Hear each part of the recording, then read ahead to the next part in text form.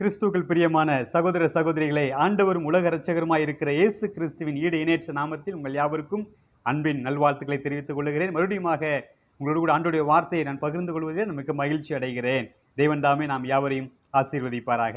எனக்கு அன்பான தேவனுடைய பிள்ளைகளே, நம்ம எல்லாருடைய வாழ்க்கையிலும் நம்முடைய கடந்த கால ஒரு கசப்பான அனுபவங்கள், கடந்த கால தவறுகள் அல்லது தோல்விகள் அல்லது கருப்பு பக்கங்கள் எல்லாருக்குமே உண்டு. யாரும் அதை மறுக்க முடியாது.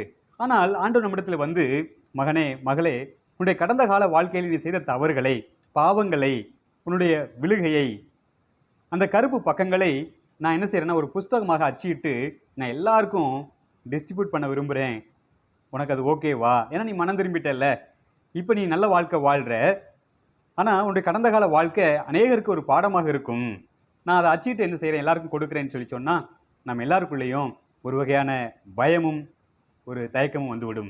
நாம் இப்பொழுது மனம் திரும்பி ஆண்டவருக்கென்று பரிசுத்தமான ஒரு வாழ்க்கை வாழ்ந்தாலும் கூட அந்த கடந்த கால கசப்பான அனுபவங்கள், அந்த கருப்பு பக்கங்கள் யாருக்கும் தெரிய வேண்டாம் என்று தான் நம்ம என்ன செய்வோம், நினைப்போம். ஆனால் வேதத்தை பார்க்கும் பொழுது, வேதத்தில் வாழ்ந்ததான பரிசுத்தவான்களுடைய வாழ்க்கையில நடந்ததான அந்த தவறுகள், அவருடைய தோல்விகள், அவருடைய வாழ்க்கையில் நடந்ததான அந்த கருப்பு பக்கங்கள், அதை ஆண்டவர் அவர் என்ன செய்கிறாருன்னா எக்ஸ்போஸ் பண்ணிட்டார்.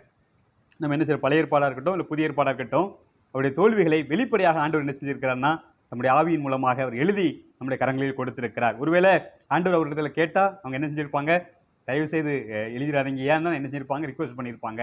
எனக்கு அன்பானவருடைய பிள்ளைகளே, ஆண்டவருக்கு எல்லா அதிகாரமும் இருக்கிறது. நம்மை படைத்தவர் அவர் தான். நம்முடைய வாழ்க்கையில் நடந்ததான கடந்த கால கசப்பான அனுபவங்களையும் வெளியே அவர் சொல்லுங்க அப்படின்னு சொல்லும் பொழுது நம்ம என்ன செய்யக்கூடாது, தயங்கக்கூடாது. ஏனென்றால் அது அநேகருக்கு பிரயோஜனமாக, ஆசீர்வாதமாக இருக்கலாம். அப்படித்தான் தாவீதுடைய வாழ்க்கை. இன்றைக்கு தாவீதுடைய வாழ்க்கையை அநேகர் எடுத்து, தாவீது டான்ஸ் ஆடினாரு, நானும் டான்ஸ் ஆடுறேன், தாவீது அழகழகா பாட்டு பாடினாரு, நானும் பாட்டு பாடுறேன்னு சொல்லி நிறைய ஊழியக்காரர்கள் என்ன செய்கிறாங்க. அந்த தாவீதுடைய வாழ்க்கையில தாவீது எப்படி இருந்தான்? ஆண்டவர் சொன்னார் இல்லையா, தாவீதை என்னுடைய இதயத்துக்கு மிகவும் ஏற்றவன், ரொம்ப என்னுடைய இதயத்துக்கு நெருங்கினவன், இஸ் க்ளோஸ் டு மை ஹார்ட்னு சொல்லி சொன்னார் இல்லையா. அப்படி தாவீது என்னதான் பண்ணாரு அப்படின்னு நம்ம என்ன செய்ய போறேன், உங்களோட கூட பகிர்ந்து கொள்ள போறேன். தாவீதும் உங்களை என்னை போல ஒரு பாடுள்ள மனுஷன் தான், சராசரி மனிதன் தான். அவரும் தவறினான். அவன் செய்த தவறுகளை வேதாகமத்தில் வெளிப்படையாக ஆண்டவர் நினைச்சிருக்கிறாரு, எழுதி வச்சிருக்கிறாரு. அப்படி ஒரு தவறு தாவீது பத்சேபா உரியா விஷயத்தில் நடந்ததான சம்பவம், அது யாரும் மறக்க முடியாது இல்லையா. மிகப்பெரிய ஒரு கரும்புள்ளி தாவீது மேலே பட்டது அந்த சம்பவத்தின் மூலமாக. தாவீது இன்னொரு தவறும் செய்தார். இந்த தவறின் மூலமாக நாம் என்ன கற்றுக்கொள்ள முடியும் என்பதை நான் உங்களோடு கூட பகிர்ந்து கொள்ள விரும்புகிறேன். 2 சாமுவேல் புஸ்தகம் 24வது அதிகாரத்தினுடைய முதல் 2 வசனங்களை உங்களுக்காக நான் வாசிக்கிறேன். 2 சாமுவேல் 24வது அதிகாரம் முதல் 2 வசனங்கள். கர்த்தருடைய கோபம் திரும்ப இஸ்ரவேலின் மேல் மூண்டது. இஸ்ரவேல் யூதா என்பவர்களை லக்கம் பார் என்று அவர்களுக்கு விரோதமாய் சொல்லுகிறதுக்கு தாவீது ஏவப்பட்டான். அப்படியே ராஜா தன்னோடு இருக்கிற சேனாதிபதியாகிய யோவாபை பார்த்து, ஜனங்களின் லக்கத்தை நான் அறியும்படிக்கு நீ தான் முதல் பெயர்சபா மட்டுமுள்ள இஸ்ரவேலின் கோத்திரம் எங்கும் சுற்றி திரிந்து ஜனங்களை தொகையிடுங்கள் என்றான். எனக்கு அன்பான தேவனுடைய பிள்ளைகளே, ஒரு ராஜாவா, ஒரு அட்மினிஸ்ட்ரேட்டிவ் லீடரா தம்முடைய ஜனத்தை தொகையிடுவதில் என்ன தவறு இருக்கிறது? ஆரம்பத்தில் படிக்கும்போது நமக்கு அப்படிதான் தோணும். தம்முடைய ஜனங்களுடைய பாப்புலேஷன் எவ்வளவு இருக்கிறாங்க அப்படிங்கிறதுல, தொகையிடுறதுல, கணக்கிடுறதுல என்ன தப்பு?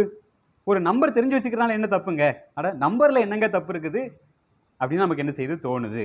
ஆனா ராஜாவாகிய தாவீதுக்கு இந்த யோவாப் கொடுத்த பதில தான் ராஜா இந்த விஷயத்துல தவறு செய்கிறான் என்பதை நம்ம என்ன செய்ய முடியும், புரிந்து கொள்ள முடியும். 3ஆம் வசனம்.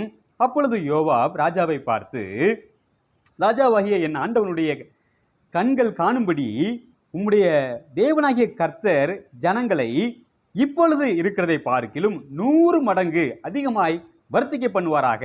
ஆனாலும் என் ஆண்டவனாகிய ராஜா இந்த காரியத்தை விரும்புகிறது என்ன என்று கேட்டான். இந்த விஷயத்தை ஏன் விரும்புறீங்க? ஆண்டவர் உங்களுடைய ஜனத்தை ஆசீர்வதிக்கட்டும், ஆசீர்வதிக்கட்டும், உங்களுடைய ஜனத்தை ஆசீர்வதிக்கட்டும், ஆண்டவரே 100 மடங்கு பெருக பண்ணட்டும். ஆனா இது என்ன நீ விரும்புகிற விஷயம் வித்தியாசமா இருக்குது அப்படின்னு சொல்லி யோவாப் யோசிக்கிறார். இதை சொல்ற யோவாப் நம்பர் 1 நினைச்சிங்களா? இல்லை, அவனும் சாதாரண மனுஷன் தான், அவனும் நிறைய தவறுகள் செய்கிறவன் தான். ஆனா என்ன, தாவீதை பற்றி கொண்டான். தாவீதுடைய தேவனை அறிந்தவன் தாவீதை பற்றி கொண்டான். தாவீதுக்காக நிற்கிறவன் கூட எந்த சூழ்நிலையா இருந்தாலும் சரி. ஆனா அவனும் தவறு செய்கிறவன் தான். ஆனா அந்த இடத்துல பார்த்தீங்கன்னா ஆண்டவர் யோவாப் மூலமாக தாவீதோடு கூட பேசுகிறார். இதுவரைக்கும் ஆண்டவர் தாவீது மூலமாக தம்முடைய ஜனங்களோடு கூட பேசியிருப்பார், தம்முடைய படை தளபதி கூட பேசியிருப்பார். தாவீது மூலமா ஆண்டவர் என்ன செஞ்சார்? பேசினார். தாவீது கொடுத்த கட்டளை அவங்க என்ன செஞ்சாங்க? அப்படியே கீழ்ப்படிஞ்சாங்க. ஆனா இந்த இடத்துல ஆண்டவர் யோவாப் மூலமாக பேசுகிறார். இது சரியா தெரியல அப்படின்னு சொல்றார். ஏன் அப்படின்னு சொல்லி கீழே வாசித்தாதான் நமக்கு தெரியுது. இந்த லக்கம் பார்ப்பதில் தவறு கிடையாது. ஆனால் தவறான நோக்கத்தோடு கூட லக்கம் பார்ப்பது தவறு என்பதுதான் நம்ம என்ன செய்யறோம், கீழே வருகிற காரியங்களை பரிந்து கற்றுக்கொள்ள முடியும். அதாவது இன்னும் கொஞ்சம் தெளிவாக சொல்ல போனா, நல்லது செய்யறது தப்பு கிடையாது. ஆனா நல்லது தீய நோக்கத்தோடு கூட அல்லது தவறான நோக்கத்தோடு கூட செய்யப்படுமே ஆயின் அதுவும் பாவமே. தீய நோக்கம் பாவமாம். Wrong motivation. நல்லது செய்யறது ஆனா தவறான நோக்கத்தோடு கூட செய்வது. அநேக நேரங்களில் ஒரு சில பேருடைய பழக்க வழக்கம் என்ன கேட்டீங்கன்னா, எல்லாருக்கும் கிஃப்ட் கொடுப்பாங்க. அது சும்மா வளைச்சி கிஃப்ட் கொடுப்பாங்க. நம்ம என்னடா இப்படிலாம் கிஃப்ட் கொடுக்குறாங்களே அப்படின்னு சொல்லி நம்மளே ஆச்சரியப்பட்டு என்ன செய்வோம், தகைச்சு போய் நிற்போம். ஆனால் பின் நாட்களில் தான் தெரிய வரும் ஏன் அவங்க கிஃப்ட் கொடுத்தாங்க அப்படின்ட்டு, இல்லையா? பின் நாட்களுக்காக என்ன செய்யறதுன்னா முன்னக்கூடியே இன்வெஸ்ட் பண்ணி வைக்கிறது. பின்னாடி என்ன செய்யும், பிரயோஜனமாக இருக்கும், கொடுத்து வைப்போம். பின் நாட்களில் என்ன செய்யும், பிரயோஜனமாக இருக்கும், நமக்கு உதவிகரமாக இருக்கும்னு சொல்லி ஒரு நோக்கத்தோடு கூட செய்வது.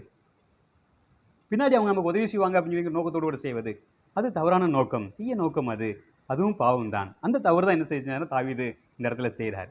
இன்னொரு விஷயம், நம்ம இந்த இடத்துல தாவீது லக்கம் பார்க்கறது தவறு அப்படின்னு சொல்லி நம்ம ஏதோ சொல்ல முடியும்னா, தாவீது இஸ்ரவேல்ல எத்தனை போர் சேவகர்கள், அதாவது யுத்த சேவகர்கள் இருக்கிறாங்க, சேர்வைக்காரர்கள். அதே போல யூதாவில் எத்தனை பேர் இருக்கிறாங்க, இஸ்ரவேல்ல எத்தனை யுத்த சேர்வைக்காரங்க இருக்கிறாங்க, அதாவது இந்த வாரியர் எத்தனை பேர் இருக்கிறாங்க, யூதாவில் எத்தனை பேர் இருக்கிறாங்கன்னு சொல்லி கணக்கு பார்க்க சொல்றான்.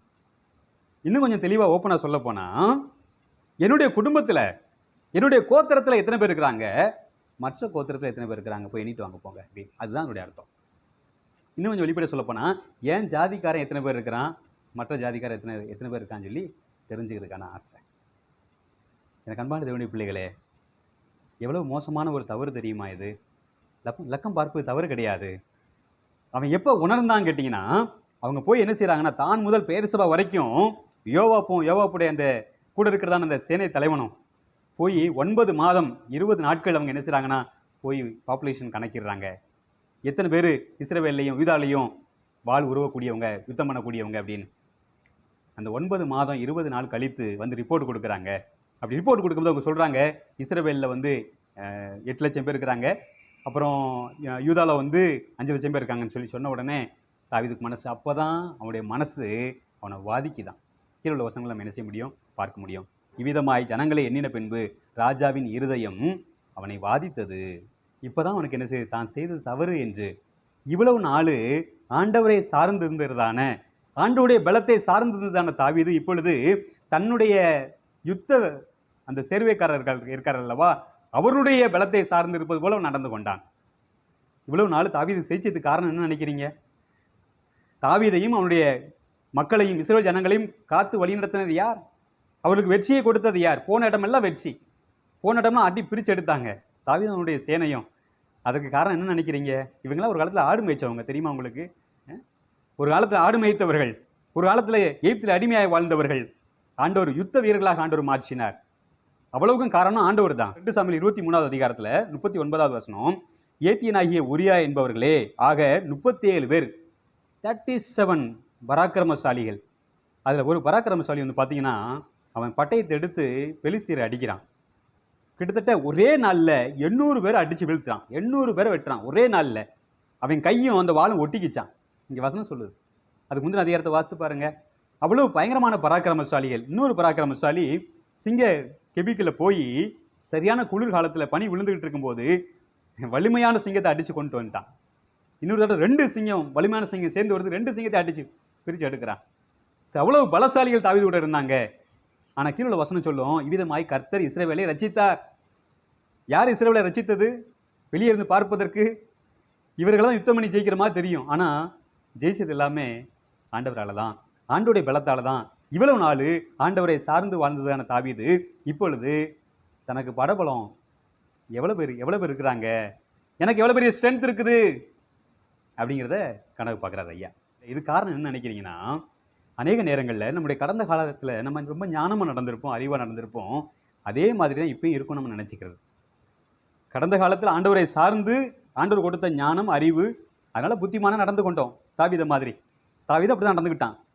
தாவீது போற இடத்துலலாம் ரொம்ப புத்திமானா நடக்கிறத பார்த்துட்டு பாவம் சவுலுக்கு தொடலாம் நடுங்குது. அந்த அளவுக்கு புத்திமானா நடந்துக்கணும். அவனுடைய நட அந்த மாதிரி இருந்தது பார்த்துக்குங்க. தாவீது என்ன நினைச்சிட்டானா, கடந்த காலத்துல அப்படி வாழ்ந்ததுனால இப்ப நிகழ்காலத்துலயும் ஐயா அப்படித்தான் இருக்கேன்னு நினைச்சிட்டாரு. அவ்வளவுதான். கடந்த காலத்துல நம்ம ஒருவேளை அறிவா இருந்திருக்கலாம், ஞானமா இருந்திருக்கலாம். காரணம் ஆண்டவரை சார்ந்து வாழ்ந்தது. ஆனா இப்ப ஆண்டவரை சார்ந்து வாழ்றத பழகி அந்த பழக்கம் விட்டு ரொம்ப ரொம்ப நாள் ஆச்சு, மறந்தாச்சு. இந்த தவறு எப்போ செஞ்சார் தெரியுமா தாவீது? தன்னுடைய கடைசி காலங்கள்ல பெரும்பான்மையான இஸ்ரவேலின் ராஜாக்கள் அவர்கள் பலப்பட்ட போது கர்த்தரை மறந்து போயிடுவாங்க. யூதாவின் ராஜாக்களும் அப்படித்தான். தன்னுடைய ராஜ்யத்தை திடப்படுத்தி கொண்ட போது, தன்னுடைய ராஜ்யத்தை கட்டின பின்பு அப்பதான் என்ன செய்யும்னா, தன்னுடைய கொழுப்பு என்ன செய்யும், வெளியே வரும். யேசுரன் கொழுத்து போய் உதைத்தான்ங்கிற மாதிரி அப்பதான் என்ன செய்யும், கொழுப்பு வெளியே வரும். அது வரைக்கும் ஆண்டவரை சார்ந்து இருந்தவங்க. அதனால இது ஒரு நார்மல் தான். அப் நார்மல் நினைச்சிட வேண்டாம். எல்லா மனுஷனுக்கும் உரிய ஒரு நார்மலான ஒரு கேரக்டர் தான். இது மூலமா என்ன ப்ரூவ் பண்றோம் அப்படின்னா, மனுஷன் அப்படின்னு சொல்லி ப்ரூவ் பண்றோம். அவ்வளவு. மனுஷன்யா அப்படின்னு சொல்லுவாங்க பார்த்தீங்களா, மனுஷன்யா அப்படின்னு சொல்லி ப்ரூவ் பண்றோம். அதான் தாவீது என்ன செஞ்சாருன்னா, இதன் மூலமா ப்ரூவ் பண்ணிட்டாரு அவர் யாருங்கிறத. ஒரு சில நேரங்களில் இது சர்வ அதிகாரம் கூட சொல்லலாம். நான் சொன்னா நீ கேளு யோவாப், நான் சொல்றது நீ கேளு. நீ எல்லாம் எனக்கு ஆலோசனை சொல்றாளா? நீ என்ன யோக்கியமா? நான் சொல்றதை மட்டும் கேளு. அவங்க 2 பேரும் பேசி பார்த்தாங்க. ஆனால் செல்லாதே போயிடுச்சான் அவங்களுடைய வார்த்தைகள். நான் சொல்றதை கேளு. சர்வாதிகாரம். நான் சொல்றதை நீ கேட்டுதான் ஆகணும். அடுத்த அநேக நேரங்களில் நமக்கு கீழே உள்ளவங்க அவங்க ஆலோசனைகள் இந்த அறிவு குறைவாக தான் இருக்குன்னு நம்ம நினச்சிக்கிறது, நம்ம கீழே உள்ளவங்க. ஆனால் பெரும்பான்மையாக இந்த அடித்தட்டில் உள்ள மக்கள் இருப்பாங்க இல்லையா, அவங்கள்ட்ட ஒரு வார்த்தை கேட்டு பாருங்க, ஒரு காரியத்தை எப்படி செஞ்சால் நல்லாயிருக்கும் அப்படின்னு சூப்பராக சொல்லுவாங்க. ஏன்னா அவங்க தான் கீழே இருந்து மேலே பார்க்குறாங்க. அவங்களுக்கு தான் பிரச்சனை என்னங்கிறது தெளிவாக தெரியும். எனக்கு அன்பான தேவனுடைய பிள்ளைகளை, பெருமையில் போனதுனாலையும் ஆண்டவர் விட்டு கொஞ்சம் சார்ந்து வாழ்றத தூரம் போனதுனாலையும் தவறு செஞ்சுட்டான். இதனால் பாதிக்கப்பட போது யாருன்னு கேட்டிங்கன்னா, அப்பாவி இஸ்ரவேல் ஜனங்கள். ஒரு சபை நடத்துகிற ஒரு போதகர் தவறு செய்யும் பொழுது அது அந்த சபையை முழுவதும் பாதிக்கும். ஒரு குடும்ப தலைவன் தவறு செய்யும் பொழுது அந்த முழு குடும்பத்தை அது பாதிக்கும். ஒரு தேசத்தை ஆளுகிறவங்க தவறு செய்யும் பொழுது அந்த தேசம் முழுவதும் பாதிக்கும். ஏன்னா அவங்களை அடித்தா போதும், எல்லாமே சிதறப்பட்டு போயிடும். மெய்ப்பனை வெட்டுவேன், ஆடுகள் சிதறடிக்கப்படும் என்று வசனம் சொல்கிறது அல்லவா. ஒரு மெய்ப்பனை அடிச்சு தூக்கிட்டா, ஒரு தலைவனை வீழ்த்திட்டா, அவ்வளவு காரியத்தை என்ன செஞ்சிடலாம், சாட்சிடலாம். ஒரேடியாக என்ன செஞ்ச சாட்சிடலாம். இன்றைக்கு சாத்தானுடைய பிளான் தந்திரம் என்னன்னு கேட்டிங்கன்னா, திருச்சபையினுடைய தலைவர்கள், திருச்சபையினுடைய போதகர்கள், ஸ்தாபனத்தினுடைய தலைவர்கள், ஒரு சமூகத்தினுடைய தலைவர்கள் எப்படியாவது அவர்களை விளைவைத்து என்ன செய்யணும், அவங்களை எந்திக்காதபடிக்கு வீழ்த்தி போட்டணும். அந்த தந்திரத்தில் மிக தெளிவாக இருக்கிறான், சூப்பராக செஞ்சுட்டு இருக்கிறான். எனக்கு அன்பானவருடைய பிள்ளைகளே, இது தவறு செஞ்சதுக்கு அப்புறமா ஆண்டவர் காத்துங்கிற ஒரு ஞான திருஷ்டிக்காரனை தீர்க்கதரிசியை அனுப்பி வைக்கிறாரு. தாவீதுக்கும் இன்றைக்கு இருக்கிறதான தாவீது பேரை சொல்லி டான்ஸ் ஆடுறவங்களுக்கும் உள்ள வித்தியாசம் என்னன்னு கேட்டிங்கன்னா, தீர்க்கதரிசிகள் வயதில் மூத்தவர்கள், அனுபவம் உள்ளவர்கள் ஆண்டோடைய வார்த்தையை சொல்லும் பொழுது உடனடியாக தாவீது ஏற்றுக்கொள்கிறார், தன்னை தாழ்த்துகிறான். அவங்க சொல்கிறாங்க 3 ஆப்ஷன். 1, 7 வருஷம் தேசத்தில் பஞ்சம் வரும். 3 ஆப்ஷன் தான், வேறு வழியே கிடையாது. தவறு செய்தவன் தண்டனை அனுபவிச்சு தான் ஆகணும். 7 வருஷம் தேசத்தில் பஞ்சம். 2வது 3 மாதம் உன்னுடைய சத்துருக்கள் உன்னை பின்தொடருவாங்க, நீ ஓட வேண்டியிருக்கும் உயிரை கையில் பிடிச்சிட்டு. அது ஓகேவா? இல்லை 3வது ஆப்ஷன் 3 நாள் கொள்ளை நோய் வரும், சூஸ் பண்ணிக்க அப்படின்னு. தாவீது இப்போ ஆண்டவரை சார்ந்து தன்னை தாழ்த்துனதுனால தெய்வ ஞானம் வெளிப்படுது. உடனடியே சொல்கிறான், நான் மனுஷர் கையில் விழாதிருப்பானாக, நான் ஆண்டோடைய காலையே விழுந்துடுறேன்யா, சரண்டர் அடைஞ்சிடுறேன். ஏன்னா அவர் மன்னிக்கிறதுக்கு தயவு பெருத்தவர், அவர் இரக்கத்தில் மிகவும் பெரியவர், அப்படி இரக்கம் மிகப்பெரியது அப்படின்னு சொல்லி அறிக்கை செய்கிறான். அப்படி இரக்கத்தில் ஐஸ்வர்யம் உள்ள ஆண்டவர் அவர் காலையே விழுந்துறேன்னு சொல்லி விழுந்துட்டான். கிட்டத்தட்ட தான் முதல் பெயர் சபை வரைக்கும் அவன் என்ன செஞ்சான், ஜனங்களை தொகையிட்டான் இல்லையா, தன்னுடைய பலத்தை பார்க்கணும் விரும்பினான் இல்லையா. ஆண்டவர் தூதன் அனுப்புகிறாரு. அந்த சங்கார தூதன் கிட்டத்தட்ட 70,000 பேரை கொள்ளை நோயினால அழிச்சிட்டார். ஆண்டவர் பரிசுத்தம் உள்ளவர், அவர் நீதி உள்ளவர், அவரால் பாவத்தை பாராத சுத்த கண்ணர், அவரால் பார்த்துட்டு பொறுமையாக இருக்க முடியாது. அவர் பாவத்துக்கு தக்க தண்டனை கொடுத்தே தான் ஆக வேண்டும், அவர் கொடுக்கிறார். இன்னொரு கேரக்டர் அவருடையது, அவர் இரக்கத்தில் ஐஸ்வர்யம் உள்ளவர்ங்கிறதுனால மனதுருகி போதும் வாழ உரையில போடுன்னு சொல்கிறார். கொள்ளை நோயை விட்டது போதும், ஸ்டாப் பண்ணு அப்படின்றாரு. இங்கே தாவீதுடைய நல்ல காரியத்தை இன்றைக்கு நீங்களும் நானும் கற்றுக்கொள்ளணும். என்ன அப்படின்னா, ஆண்டவரிடத்தில் தன்னை தாழ்த்தி தன்னுடைய தவறுகளை ஏற்றுக்கொண்டு ஒத்துக்கொண்டு மன்னிப்பு கேட்கணும். ஆண்டவர் என்ன செய்கிறாரு, அங்கே மன்னிக்கிறதை பார்க்கிறோம். அது மாத்திரமல்ல, அவன் தன்னுடைய ஆடுகளுக்காகவும் மன்றாடுகிறார். என்னுடைய ஆடுகள் என்ன செய்தது? என் மேலேயும் என் குடும்பத்து மேலேயும் உங்களுடைய தண்டனை வரட்டும், உங்களுடைய கோபத்தை ஊற்றும்.